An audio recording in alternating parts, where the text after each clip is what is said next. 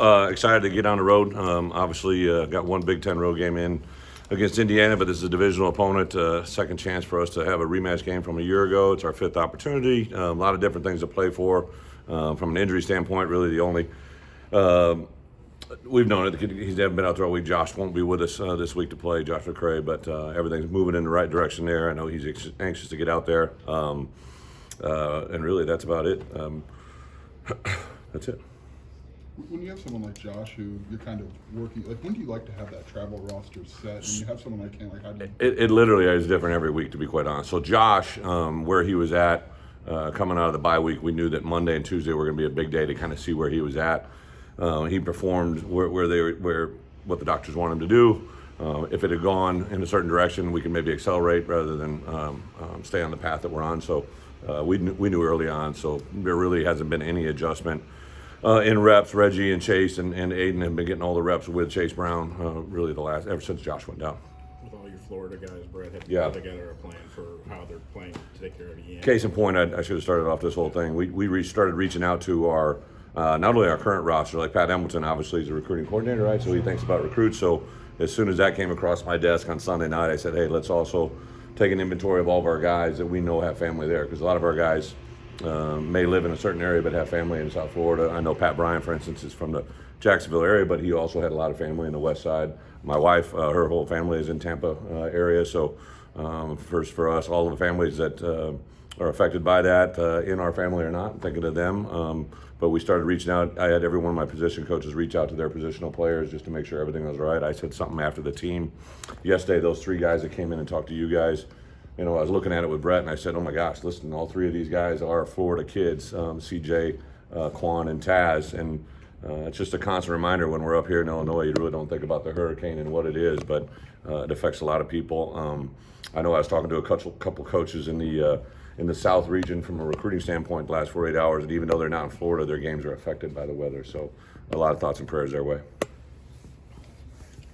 Coach, how's Tommy after 4 games? Where is he at for you, Tommy DeVito, right now? He is where he is. I think as coaches, we all want people to be at their best. We realize that football takes time, but I couldn't be happier with Tommy and I think Barry, especially the rapport they built. The quarterbacks in the room, to see those guys constantly, it's better than it was in week one. And I've told our players all the time, when we're getting ready to do our first media day with you guys in the fall, we always kind of say no predictions, right? The only prediction that you can make is hopefully we're going to play better in game 12 than we did in game 1. If we get better every week, we're making progress. Some people make big progress, little progress. What it is, what it is. We got to live in the moment.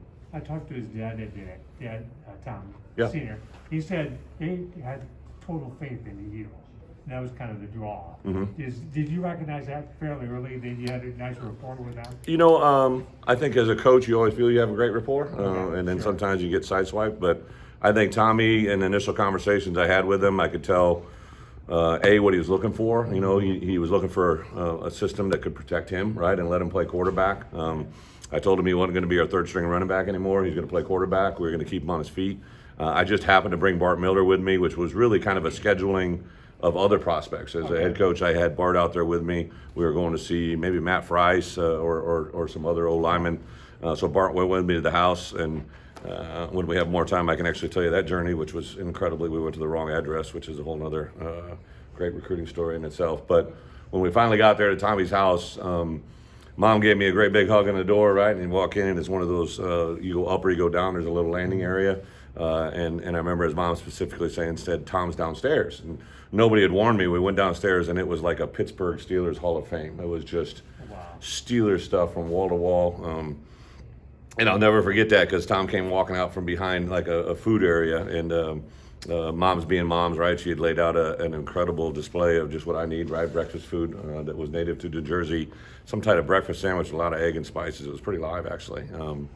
But I did feel an instant connection that they wanted something for their son, right? I always tell parents, for me now as a father of 2 beautiful girls, right? Like, the greatest possession you have on this earth is your children. And there isn't any house, car, vacation home, or anything that you can buy tangibly that gives you as much reward as your children, right? And I think once they heard the genuine approach of what we were going to do to try to keep him in an environment to play at a higher level, and then Bart to back that up. And I'm going to be honest with you, right away when when we have NFL agents come in or NFL scouts, I literally say to them, whatever file you have on Tommy DeVito, it's okay to store it and it's okay to reference it, but please judge him on what he does here, all right? Because I think he's taken his level of play to a different point. I learned that one through Russell. Like, Russell had done some really good things at NC State, but once he got in our system and realized how he wanted to play the game, his value as a quarterback went through the roof, right? And it took a while for people to see that. So that's what I've asked people to do with Tommy.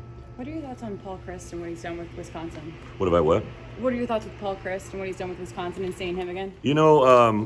Paul and I go back a long ways. When I first met him, I had no idea I was going to be the head coach, that I was going to ask him to be my offensive coordinator. So we kind of had this organic coaching relationship going against each other. That obviously fostered into I became the head coach, asked him to stay. He stayed. We won a lot of games.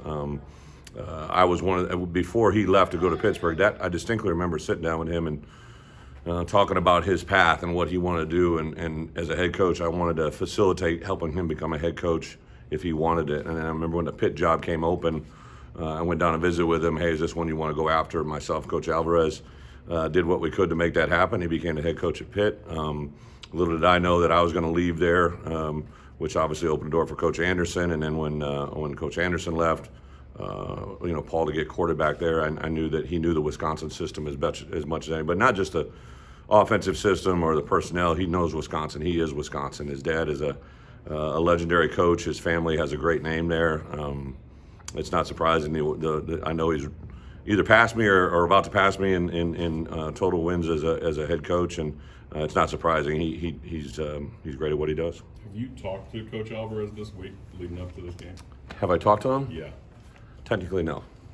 No. Have you texted with him? No. This morning we had a head coaches conference call with the Big Ten. Yeah. So he was on the Zoom. So wasn't every other Big Ten coach. Sure. So I didn't want to lie to you, Robert. So I'm telling the truth. Thank you. Coach and I have had, our relationship goes back so far, and then Jen and I would.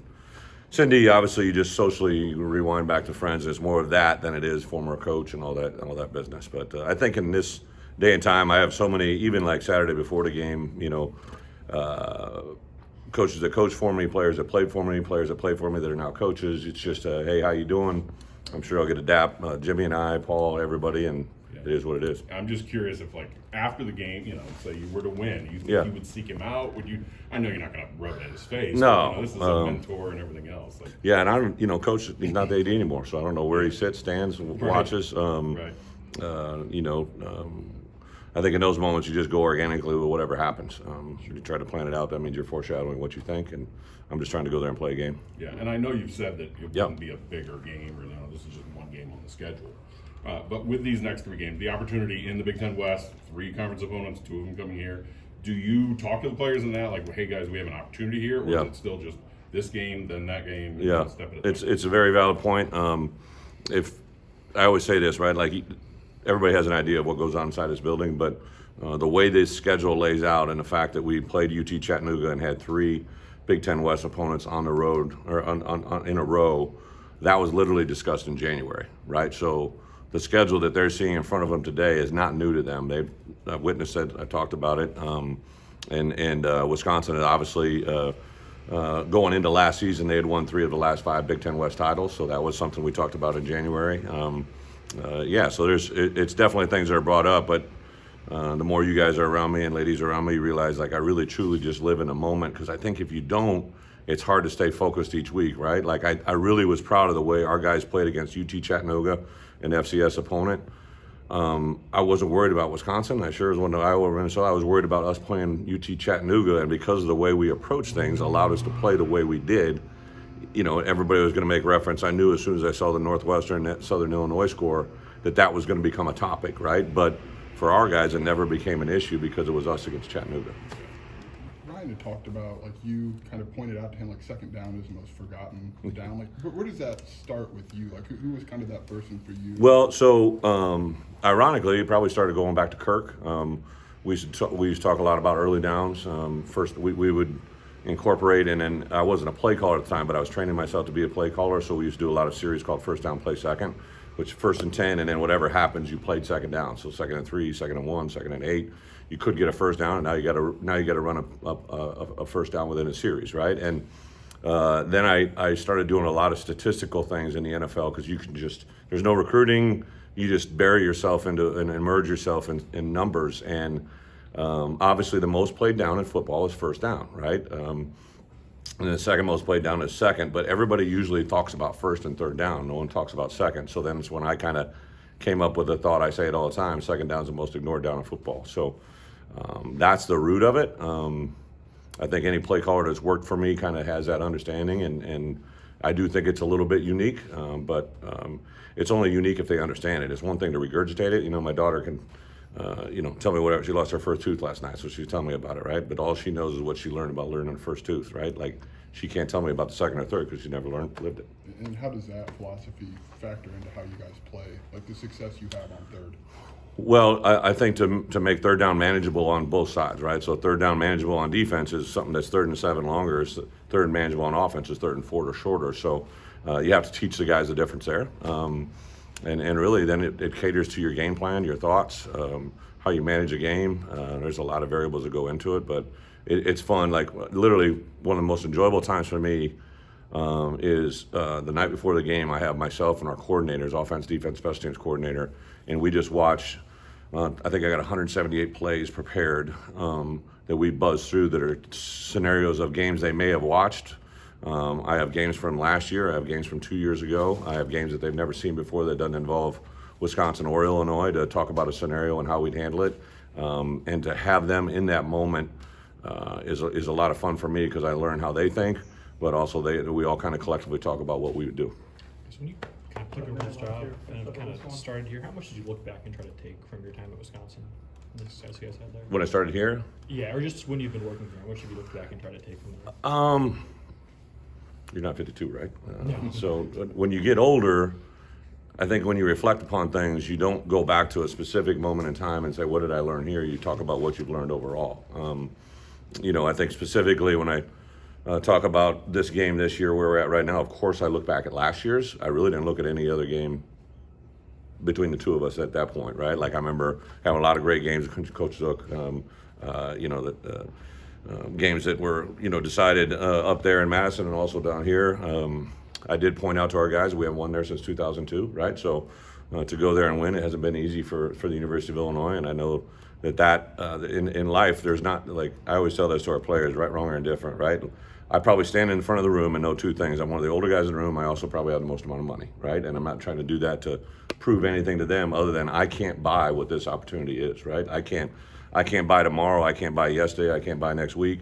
I can't buy the opportunity to not take a team into Camp Randall that hasn't won in 2002. This is a unique opportunity you've been given. What do you want to do with it? And I think our guys really buy into that. Thanks, Bret. Yep.